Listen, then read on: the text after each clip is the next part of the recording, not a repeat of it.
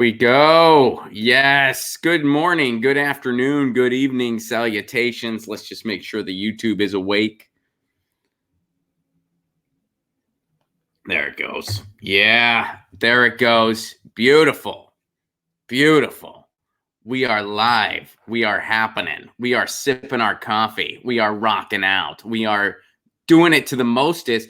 Good afternoon, good morning, good day, salutations, good future. How's the future? What's it like? How's it feeling? This is Get Your News On with Ron, the world's first viewer-curated streaming news show. That means you guys send me stuff. You tweet me ideas. You tweet me articles. You tweet me what's going on in the news.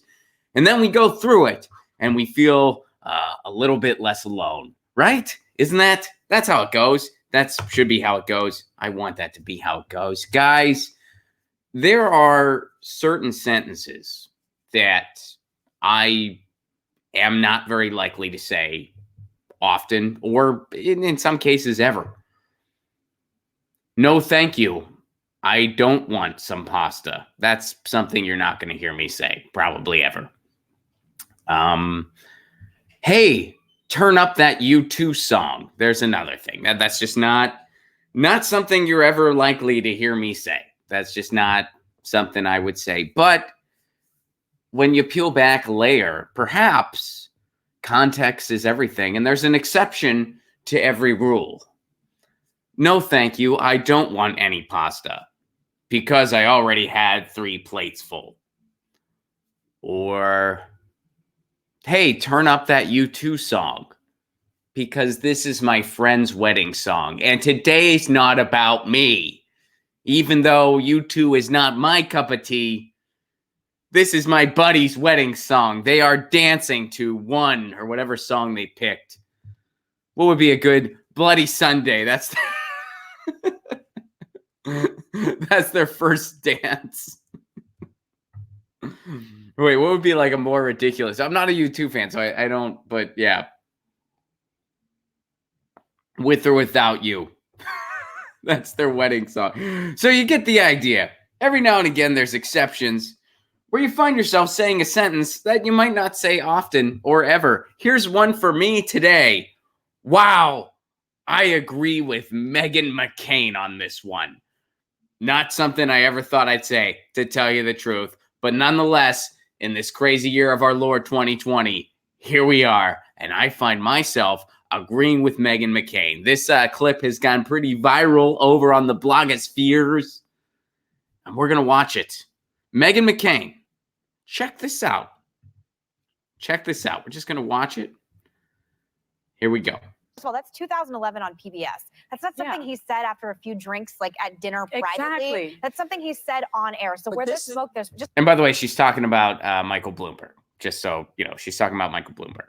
Just one second. Yeah. He also there's a lawsuit the Washington Post dug up where he was sued for saying there was a woman who was having trouble finding a nanny for her child, and he said it's a blanking baby. It doesn't know the difference between you and anyone else. All you need is some black who doesn't even have to speak English to rescue it from a burning building. You know, all I have to say, but I'm just saying, you want to go up against Trump and you want to take the moral high ground, Democrats. I don't know if this guy is going to be the one. All I have to say, there are verified people on both sides. That was in Charlottesville. Yeah. He said that removing Confederate monuments was trying to take away our culture. Take the moral high ground. Belittled the Black Lives Movement. He questioned whether Barack Obama. I'm not defending Trump because I'm attacking Bloomberg. What are you saying then? I'm saying that you're shiny, sparkly. I'm saying you're shiny, sparkly guy who's surging right now. Which, by the way, everybody surges in primary politics. Yeah, I remember when Gingrich did and Herman Cain did. Every candidate surges at one point or another. He still thinks the Central Park Five because he's a sparkly little. Because you know what? I just think it's so interesting that you have a problem that we are talking about a candidate the way we would any other candidate. He just happens to be at the top, getting the attention right now, which is why we're talking about it right now. What, I'm supposed to give Bloomberg a pass? Not on this show. I'd like to know who you're going to vote for. Who are you voting for? Who I vote for is none of your business, but I'm not voting for Trump, and I'm sure as hell not voting for Bloomberg. So then you're not going to vote. Okay? Yeah. So you're none of your business. So you're not voting for Trump, and you're not voting for a Democrat. You said that already. You guys have done a piss poor job of convincing me that. And what she was saying there was, you guys have done a piss poor job at convincing me to vote Democrat. That's what Meghan McCain was saying.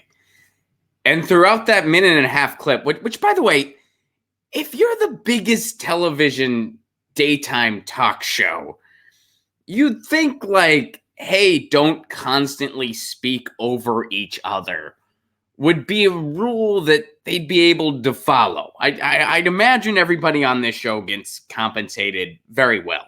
Just an observation. But anyway, Meghan McCain, and throughout it, again, first of all, nothing says, boy, I feel great about the system, than hearing two rich white women talk about two old racist plutocrat men and debating over which one is the more racist plutocrat man. Although that's what Joy Behar's trying to do. Meghan McCain's having none of it. She's like, how are you saying I'm defending Trump when I'm criticizing Bloomberg? And she's right. She's like saying, hey, I'm not trying to, because Joy Behar, she's just like, what about what Trump did? What about what Trump did? She's like, I'm not defending Trump. I'm saying this is what Bloomberg has done. We're talking about Bloomberg. And then she said, I sure as hell am not voting for Trump. I sure as hell am not voting for Bloomberg. And then she says, hey, you guys are doing a really lame job. Piss poor was the word she used. You guys are doing a piss poor job at convincing me to vote Democrat. If you're trying to shove Mike Bloomberg down my throat. Meghan McCain, the voice of reason in this particular segment. Meghan McCain, who I've never found myself agreeing with Meghan McCain about anything. This is the first time I've ever agreed with her on anything. But even she sees through the nonsense that is Michael Bloomberg. And how anyone can entertain this idea. I mean, even you blue no matter who people, you cannot put up a racist oligarch against another racist oligarch and expect the racist oligarch with a D next to his name to win. Especially since, hey, that guy's only been a D for so long. He embraced Bush. Mike Bloomberg. Meghan McCain. Want to watch it again? Well, we might not be able to. Well, that's 2011 on PBS. That's not something he said after a few drinks, like at dinner privately. That's something he said on So these are all things that Bloomberg said. Yeah. He also, there's a lawsuit. But I'm just saying, you want to go up against Trump and you want to take the moral high ground, Democrats. I don't know if this guy is going to be the one. Yes! Mike Bloomberg. She's like, look at all the stuff this guy said. Look at all the horrible racist stuff this guy says. Look at stop and frisk. And you think this guy is going to have some moral high ground to Trump? And Joy Behar, instead of echoing those concerns and be like, yeah, you're right. We really got to make sure this guy doesn't get it out of a primary. Otherwise, we're guaranteed to lose. Instead of doing that, she does whataboutism with Trump. Mike Bloomberg has said some horrible things. Oh, well, so is Trump. Yeah, okay, no one's arguing that, Joy Behar. No one's arguing that. That's not the topic here, though. I have to say there are very fine people on both sides. That was in Charlottesville. Yeah. He said that removing Confederate monuments was trying to take away our culture. You want to take the moral high ground. Belittled the Black Lives Movement. He questioned whether Barack... Please let Meghan McCain make her point. Another sentence I never thought I'd say. But here I am. I'm like, she's like, you want to have the moral high ground with Trump. Look. And Joy Behar's just literally looking off a sheet of talking points. That's what Joy Behar is literally doing right now. I'm not defending Trump because I'm attacking Bloomberg. I'm not defending Trump because I'm attacking Bloomberg.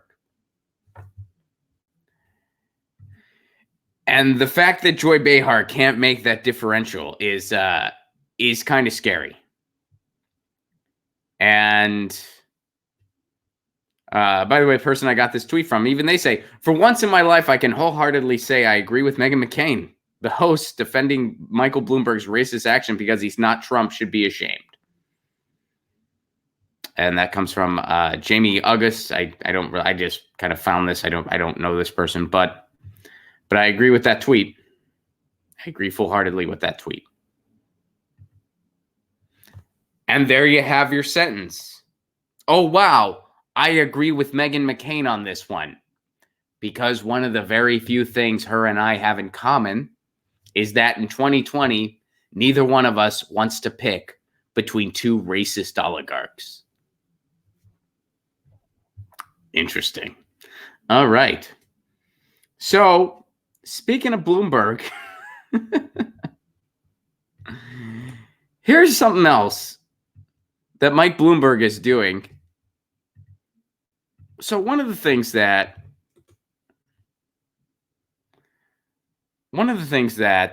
we talk about a lot on this show is that, you know, when you spend all of your bandwidth being fearful of a foreign entity, i.e. Russia, when you spend all your bandwidth being like, oh, Russia, we can't tell you anything about this shadow app.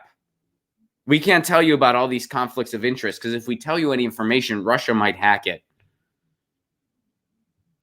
And then look what happens. When you spend all your time being fearful of some foreign adversary, sometimes you forget about all the domestic warnings right in front of your nose. And here's another for instance of that happening.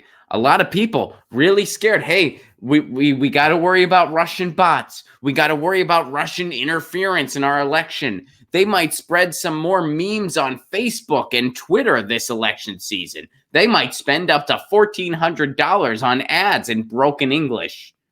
And surely that will hijack our pristine democracy, as Noam Chomsky likes to put it. Our pristine election system.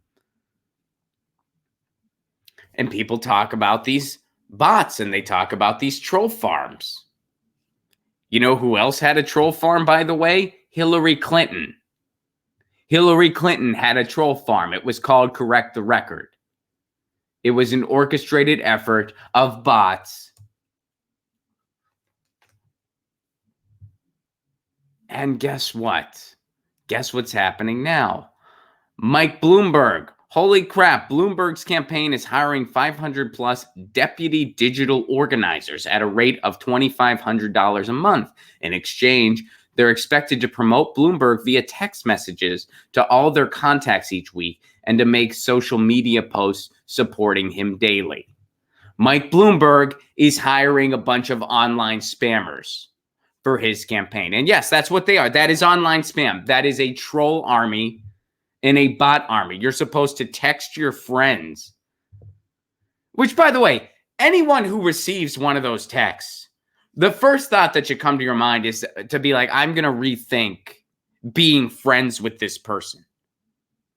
Again, these deputy digital organizers, they're getting paid $2,500 a month. In exchange, they have to text their friends for a certain candidate. So not only are their political views up for sale to the highest bidder, they'll endorse anyone who cuts the check. Just like John Mellencamp, who also endorsed Mike Bloomberg. And let John Mellencamp let Mike Bloomberg use his music. But they're also willing to sell out their friends because they're willing to contact you on behalf of a campaign. They're basically selling your information, really. I mean, they're doing it they're the middleman. But that's essentially what they're doing. So if anyone gets one of these texts, I hope you will reconsider your friendship with whatever person sent that to you. And here's a snippet from the Washington Post article, or excuse me, from the Wall Street Journal article. We're going to get to Washington Post later, though. Don't worry. Bloomberg bankrolls a social media army or a bunch of online spammers who have no regard for their friends or their loved ones. And also no regard for who the next president is. They don't care. Michael Bloomberg's presidential campaign is hiring hundreds of workers in California to post regularly on their personal social media accounts in support of the candidate and send text messages to their friends about him. The effort, which could cost millions of dollars, is launched ahead of California's March 3rd primary and could later be deployed nationwide. It is one of the most unorthodox yet by the heavy spending billionaire and blurs the lines between traditional campaign organizing and the distribution of sponsored content. It blurs the lines. No, it doesn't blur the line. It eliminates the line. They're being paid. And by the way, it doesn't sound like there's anything saying that they're being paid to do this. So it's actually deception. Oh, and by the way, we're trusting Facebook to tell us what is and isn't fake news. Well, isn't this fake news? If somebody is being paid to promote it, they're not doing it on their own. And there's nothing in there saying, by the way, they're paid to do this. This is sponsored content, because that's what it is. If you're being paid to do something, it is sponsored content. And you have to disclose that. But they're not. They're just, oh yeah, this is just me. This is what I care about. Mike Bloomberg, I really want to see him be president. We have a racist oligarch in the White House. We got to replace him with another racist oligarch who's not going to do anything to help anyone. And has Facebook issued a statement about this? Has Twitter? Isn't this a troll army? Just like what we're so scared Russia's going to do? How is this any different? And people, you're texting your friends. This is not a political campaign. This is not. This is an oligarch trying to buy an election in the most deceptive way imaginable. With any shred of relevancy that our elections had, which they barely have any, but any shred is slowly being eliminated completely. The fact that something like this, and this is why we need to get money out of politics entirely. This is why we need more transparency in our media. This is why we need an actual media watchdog in the country to form an actual news structure in our society, so stuff like this can't happen in political elections.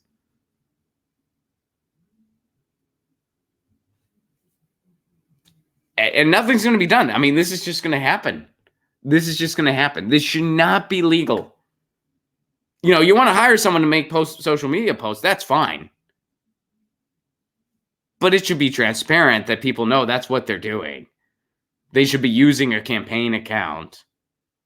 Or they should at least have something like, hey, this is sponsored. They shouldn't just be acting as if they're just doing this on their personal will. Like, hey, I'm really inspired by this guy, the stop and frisk guy. I'm inspired. Here's a post. What if he would have hired a Russian organization to do this? Would people be reacting differently? Would people care? Would Facebook do something? Why is it any different just because they're in the United States? And I know what you're going to say, well, they're citizens. They can actually vote. Yeah, I get that. Doesn't that make it even worse? Doesn't that make it even worse that he is just literally buying votes? He's literally buying votes and buying influence. Isn't that worse? At least if it was just some foreign spamming agency, it's like, all right, he got some foreign spammers to spam on his behalf. That's ridiculous and should be illegal. But when it's domestic, it's like you're actually buying votes too. Mike Bloomberg. All right, Mike Bloomberg. And if you get one of those texts, please reconsider your friendships, because you have at least one person who ain't really your friend. A friend wouldn't do that to a friend. They wouldn't do that. All right, Mike Bloomberg. Wow. I mean, that's incredible. That's incredible. And here you have, we're going to end with some good news, but we're not there yet. You know, the Washington Post, their slogan is democracy dies in darkness. They're going to do everything they can to help. And the opinion piece we're going to look at, they switched the headline on this. The original headline was something along the lines of perhaps we should let the higher class have more say in our elections. That, and I'm paraphrasing, but the original headline of this article was kind of saying that, oh, we should let the powerful dictate our elections more. And it was said in a much more delicate and flowery way. But that was essentially the headline. A bunch of people really made a big deal about that headline because it's such a disgusting, out in the open, brutal headline that they changed the headline. Here's what they changed it to. It's time to switch preference primaries. All right, so here's this opinion piece. And by the way, this is written by Julia Azari, who is an associate professor and assistant chair in the Department of Political Science at Marquette University. Let me tell you something. I used to be in academia. I left for a long list of reasons. There are some very disconnected people in academia. You think just because someone's an academic, it means they're going to have valuable insight? Believe me, that ain't the case. Are there some academics out there doing amazing things every day? Yes, absolutely.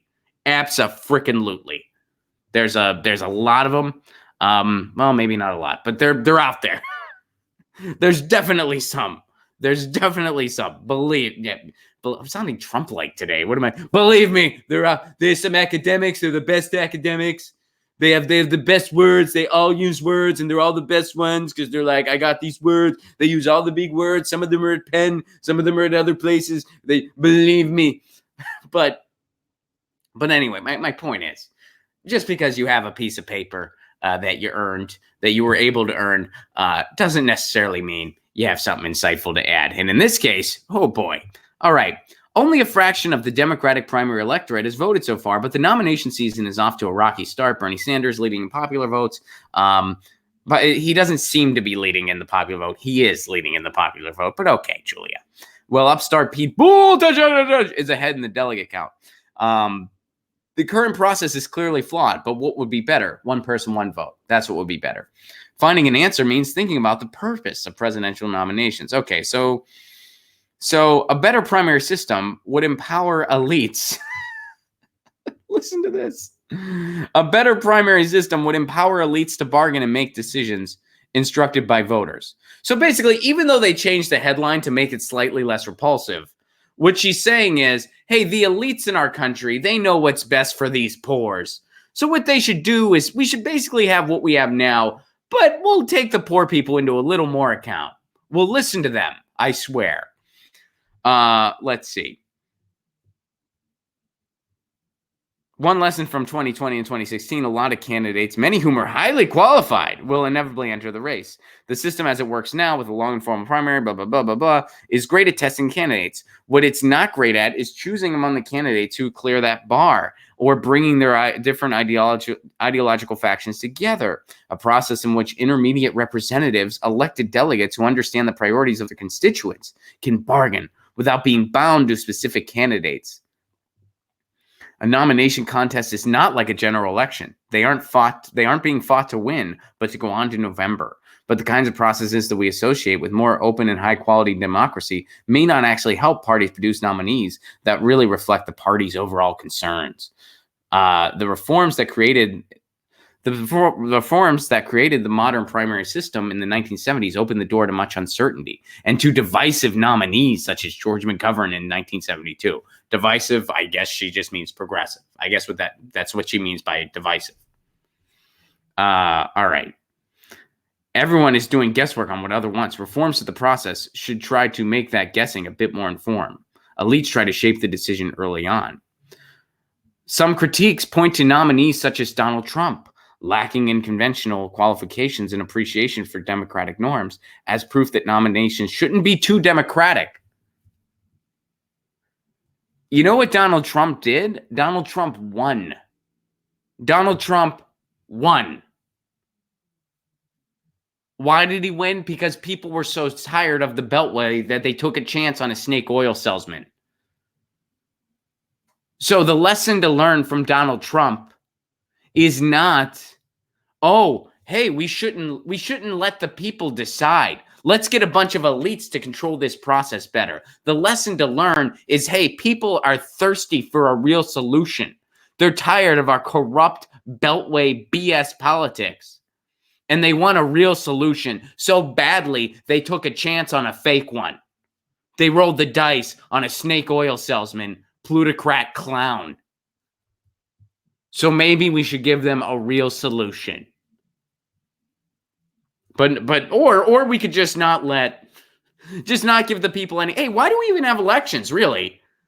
Why don't we should just have a room full of rich people decide who the next emperor is, Julia? Why have elections at all? Oh, we should let the elites decide, but we'll listen to the people. That's literally what she's calling for. For decades, the conversation about nominations has been about the conflicts between party elites and everyone else. Today, that conversation is counterproductive. Right, because the donor class and people who can't afford to go to the doctor, they all want the same things, Julia. They all want the same things. A better approach is to think about how voters and elites could best play their different roles to make their political parties more representative while ultimately narrowing the nomination choice to one person. Preference primaries could allow voters to rank their choices among candidates, as well as to register opinions about their issue priorities. Like an exit poll, the results would be public but not binding, a way to inform elites about voter preferences.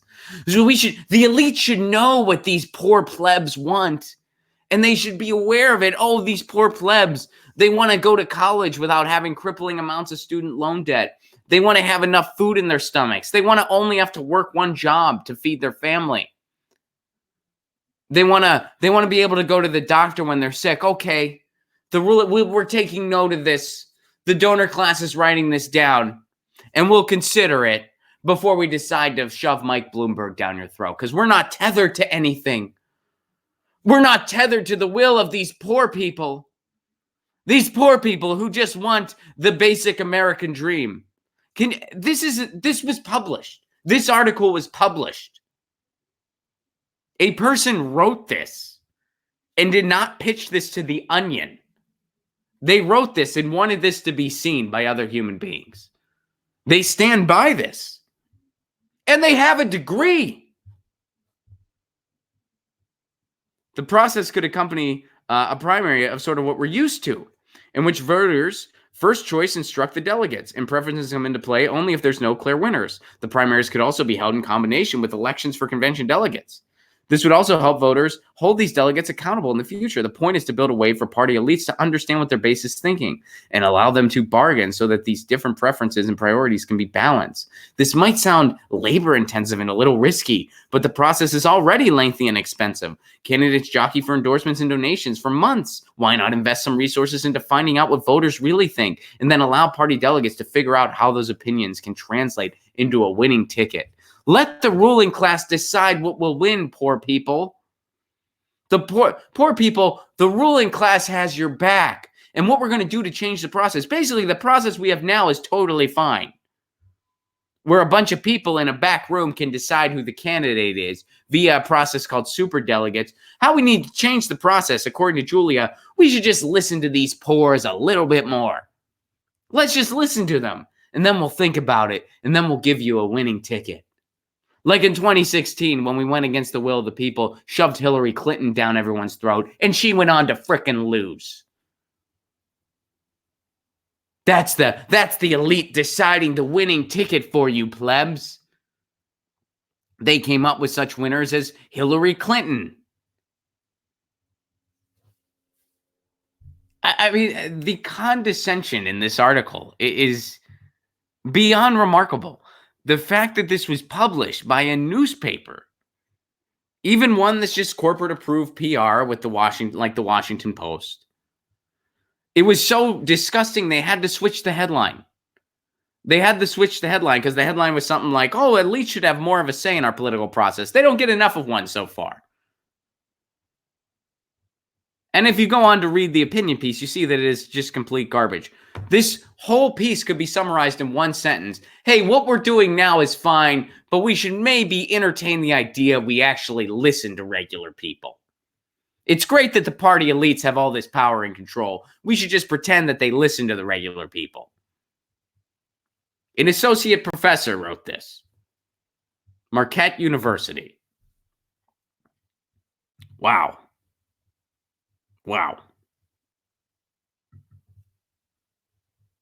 Donald Trump serves it. Yeah, Donald Trump won. Donald Trump won because people want actual solutions. It's amazing that somehow in her ivory tower, they didn't come up with the idea of, we should have a platform that reflects what people want in their lives. We should have a government that works for the people. It's not rocket science. It doesn't even require a 4-year degree, let alone a doctorate. Get a platform that actually helps working people. That's why Bernie Sanders fills up stadiums.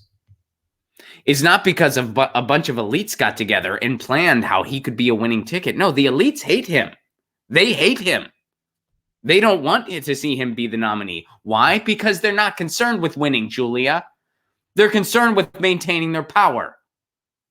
That's why winning is maybe the third or fourth priority of the Democratic establishment. First priority, keep the gravy train rolling, keep the donors happy. That's the priority.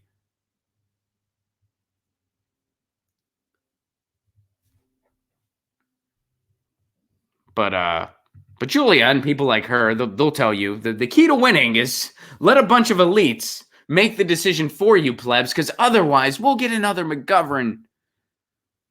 You poor plebs. You might only have a bachelor's degree or maybe even less than that, you poor people. You can't possibly know what would make your life better. We need to decide for you. But we're going to listen to you. And that's how we'll have a better presidential process. We'll listen to you and we'll take it into account, but we're not going to be bound by your archaic, ill-informed ideas of wanting to go to the doctor or not having to work 2 and 3 jobs to survive. But we'll listen to you. And that's how we win. Whew. That was published. This is what happens when you don't have a real news and information structure, by the way. Garbage like that gets published, and that's what it is. It is establishment approved, condescending, smug garbage. That person should have to return their degree for writing something that ill-informed and putrid. But you know who really did something awesome?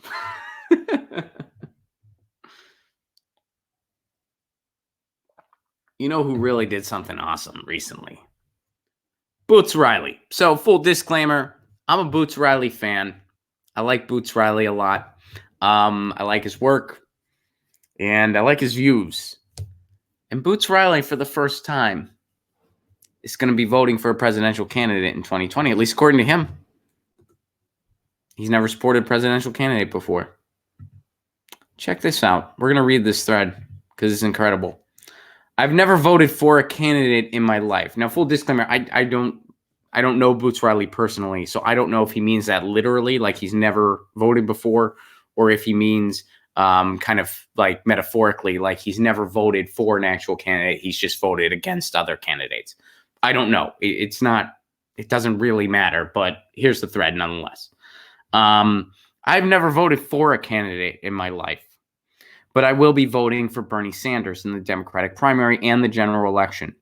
If I'm doing that, there are probably tens of millions in that same position.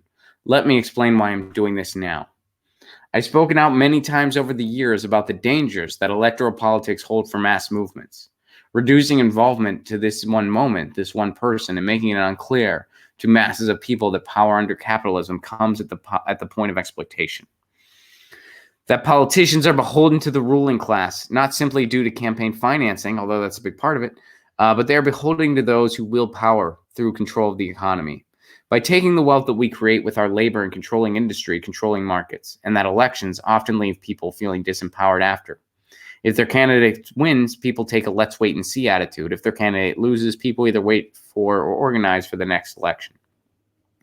Never creating a mass movement at the point of contradiction under capitalism, which would mean organizing on the job. I believe that we need a world in which people democratically control the wealth that we create with our labor.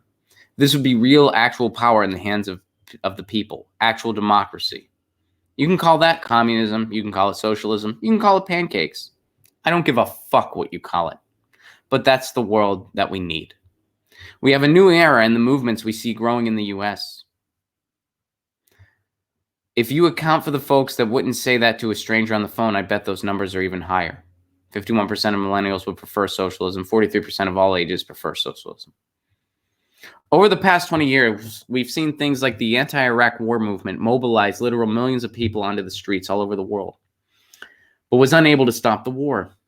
We learned that power cannot be simply shamed into capitulating to the demands of the people. We've seen the Occupy movement come along and surprise everyone. In every town and city in the U.S. where there was an Occupy encampment that put the closest thing to the class analysis we've seen in the mass media, the 1% versus the 99%. Studies showed that before Occupy, mainstream news had only dared utter the word capitalism less than a handful of times in the 20 years before. After that, for at least a short period of time, it was being uttered several times a day. And although the encampments were a small percentage of the population, there was a large percentage who saw the encampments and agreed. We've also seen the Black Lives Matter movement grow and respond to the epidemic of cops killing black folks, and also learning the people that make the decisions governing our lives don't change their actions simply because they know that the community is upset. We must have movements with teeth, one that are able to force the hands of power. Over the past few years, we've seen a sharp rise in people organizing on the job. I don't just mean traditional labor unions, although those unions are growing faster. I'm also talking about everything from previously unorganized retail workers, baristas, rideshare workers, grad student workers, farm workers, etc. We've seen strikes.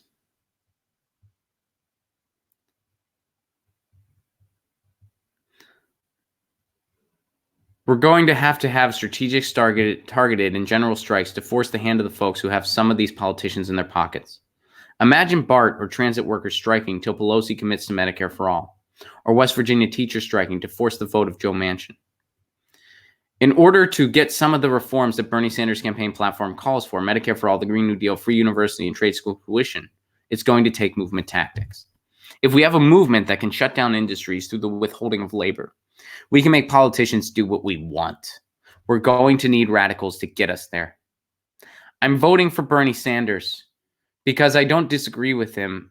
Or excuse me, I'm not voting for Bernie because I don't disagree with him on things. Venezuela, for instance. Nor do I believe that the reforms he proposes will be the socialist world that we need. What I am doing is endorsing is the movement that has grown around him, that involves millions of people who are willing to consciously and openly engage in class struggle in order to make these reforms happen. These struggles will radicalize millions of people and has the potential to organize the working class in the U.S. to a point we haven't seen before. We keep going from there. Brilliant. I didn't read the whole thing, obviously, because it's very long, but I recommend checking that out on Twitter. It's Boots Riley on Twitter. I'm sure you already know who that is. You don't need to hear it from me, but it's at Boots Riley on Twitter. And I think to summarize what he's saying, a very kind of nuts and bolts summary, is that it takes a movement for change in this country. Electoral politics is just one vehicle, and in many ways a small vehicle at that. But having someone in the White House with a platform that really moves us forward, which is what we would have with Bernie Sanders, our movement is that much more powerful. And that's why Boots Riley is supporting Bernie Sanders. That's why I am supporting Bernie Sanders. And again, something else that I think Boots gets at here that we talk about on this show, Bernie will only be as effective of a president as the movement behind him is. If Bernie gets in the White House and we all go to brunch because we feel like we solved it all, I'm not saying don't celebrate for a night. Believe me. Like I said, if Bernie doesn't win, putting on the yellow vest immediately. If Bernie does win, I'm going to celebrate for 2 nights. Then I'm putting on the yellow vest. Because we will need to do things like what Boots talks about. We will need to do things like go on strike until Nancy Pelosi commits to Medicare for all. We will need to do things like protest in the streets until people like Joe Manchin and everyone else commits to a Green New Deal. Bernie's going to he's going to have to look out the window and see us there.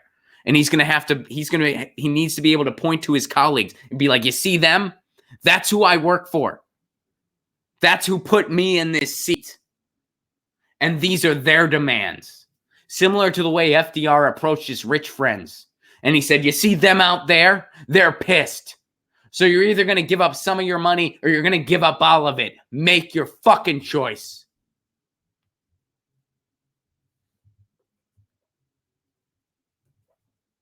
So I think Boots nails it. Big time. And God, I really want to get him on my Sounds of Revolution interview series.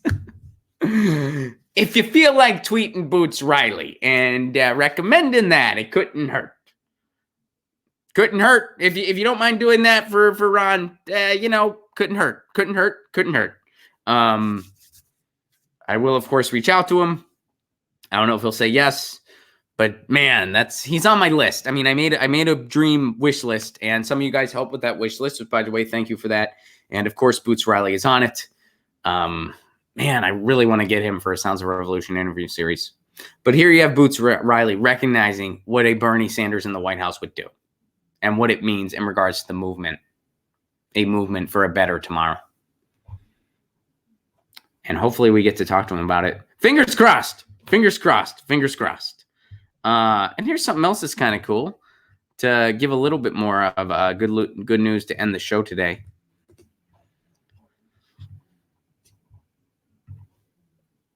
Kickstarter employees win historic union election. The vote was 46 for the union, 37 against, a historic win for unionization efforts at tech companies. Kickstarter employees voted to form a union with the Office and Professional Employees International Union, which represents more than 100,000 white-collar workers. Vote for the union, 46 for, 37 against.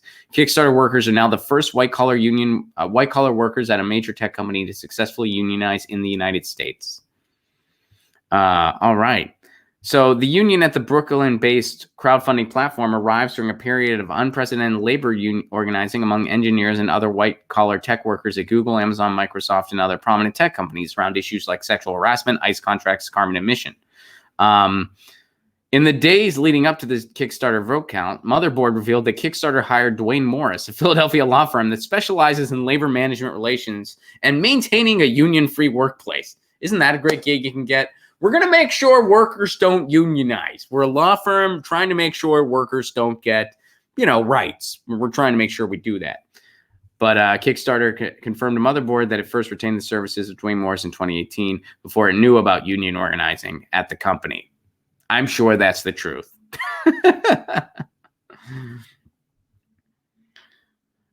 Indeed, rather than dedicate its resources to maximizing profit, Kickstarter has fought for progressive causes like net neutrality and against the anti-trans bathroom law in North Carolina.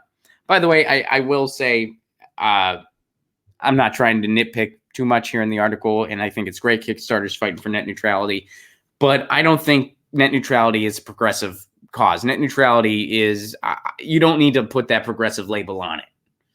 Because net neutrality is favored by 83% of all Americans, and that's all across the political board.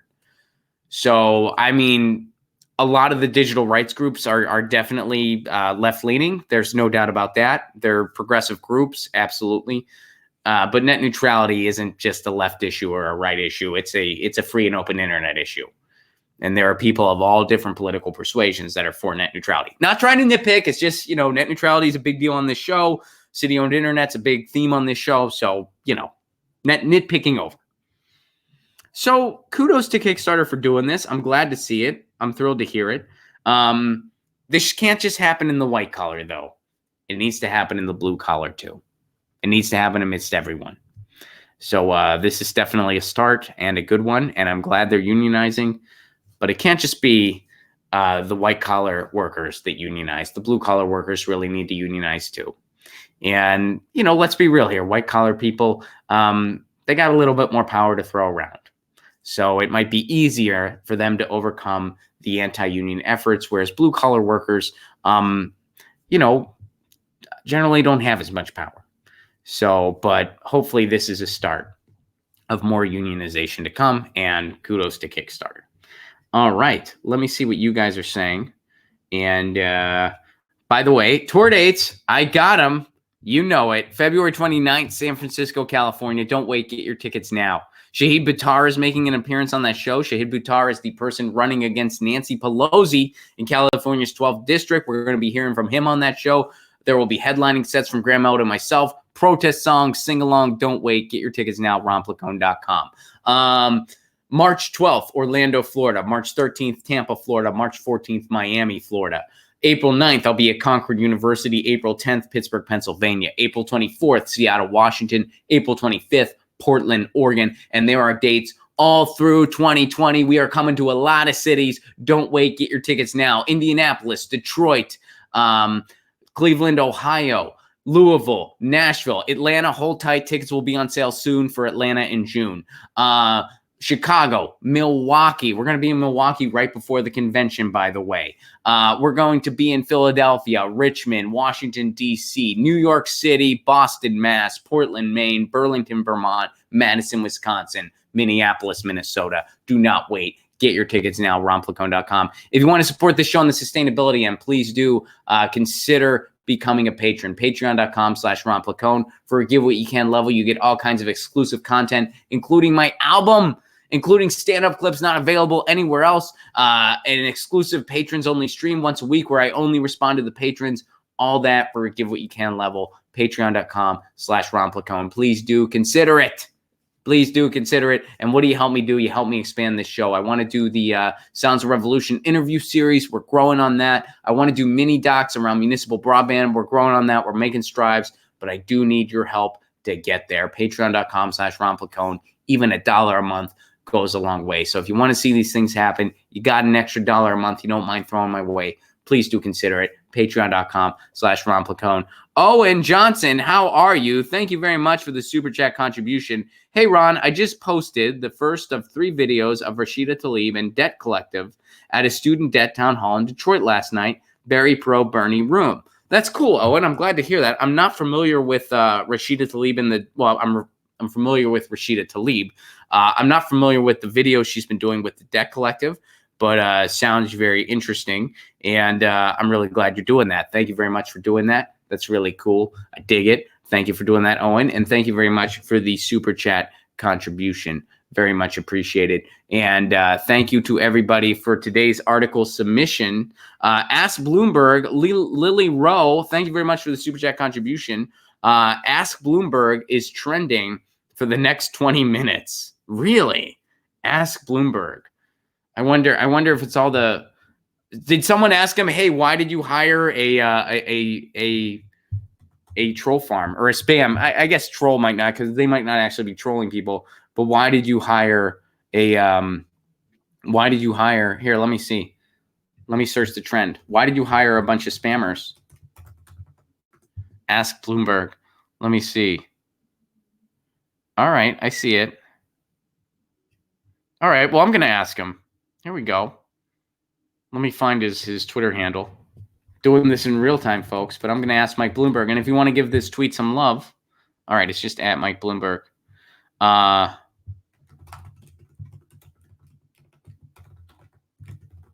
did you hire a bunch of spammers?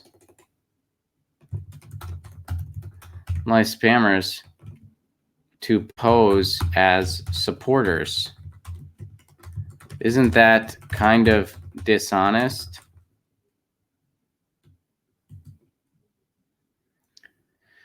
Isn't that kind of dishonest? And then, you know what? I should put the link to the article too, shouldn't I? Yeah, I probably should. All right, let me see. Do I have the link to that article? No, I do not. All right, well, I'll have to fix that. So let me get that. Let's see here. I'm going to go straight to my profile. So thank you for bringing that up, because I am asking Bloomberg right now. Boom. All right, there's that link.